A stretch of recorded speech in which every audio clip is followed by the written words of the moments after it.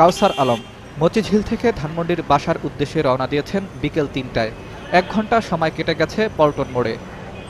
দিনে অন্তত ৩-৪ ঘন্টা বাড়তি সময় লাগে।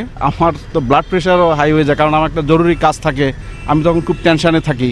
ইঞ্জিনিয়ার্স ইনস্টিটিউটের গবেষণায় দেখা গেছে ঢাকা মহানগরীতে যানজটের কারণে বছরে শুধু তেল, গ্যাস আর পরিবেশেরই ক্ষতি ১৫,০০০ কোটি টাকা। আছে শারীরিক ও মানসিক ক্ষতিও। যানজটে আমাদের যে পরিমাণ সময় অপচয় হয় তার চেয়ে বেশি অপচয় হয় কিন্তু টাকা।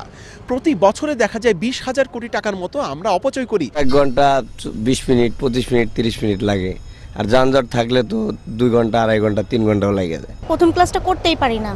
তবে বিরক্তি এবং সময় বাঁচাতে অনেকেই চেয়ে বসেন সাইকেলে, কিন্তু ঢাকা শহরে আলাদা লেন না থাকায় সাইকেল চালকদের জন্য অনেক ঝুঁকি সাইকেলিং।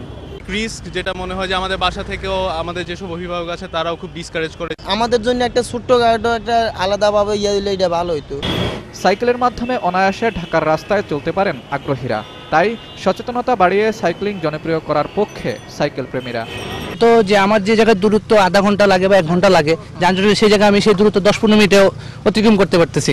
ঘন্টা পর ঘন্টা যায় বোঝা না থেকে যদি সাইক্লিং করে কিছুটা হলেও তো অ্যাক্টিভ হচ্ছে। ১৯৫০ সালে ডেনমার্কের রাজধানী কোপেনহেগেন শহর ছিল ঢাকার মতোই। সেই দুরবস্থা থেকে উন্নতি পেতে শুরু হয় সাইক্লিং। এখন পুরো ডেনমার্কই সাইকেলের দেশ। ঢাকায় সাইক্লিং জনপ্রিয় করতে কাজ করছে বিডি সাইক্লিস্ট। ২০০৫ সাল থেকে তারা সাইকেল জনপ্রিয় করতে সরকারের বিভিন্ন মহলে ধর্ণা দিয়ে আসছেন। গাড়িগুলো যেভাবে চলাচল করে সেটা হচ্ছে যে কারোর প্রতি কারো যে রেসপেক্টের জায়গাটা নেই, তো সে কারণে হচ্ছে যে অনেকে চালাতে চাইলেও ভয়ে চালাতে পারে না। এই সাইকেলের জন্য যদি ডেডিকেটেড লেন, রাস্তার পাশে যদি একটু আলাদাভাবে একটা লেন দেওয়া যায়। আমরা সচিব লেভেলে আলাপ করেছি, ওভাবে আমাদের এখন অগ্রগতি হয় নাই, কেননা আমরা এখান থেকে আগিয়ে যাচ্ছি, বাট ওখান থেকেও তো একটু কিছু আসতে হবে। ভবিষ্যৎ প্রজন্মকে সুন্দর ঢাকা উপহার দিতে সাইক্লিংয়ের কোনো বিকল্প নেই বলেও মনে করেন তারা। শরীফ নীর, এসএ টিভি, ঢাকা।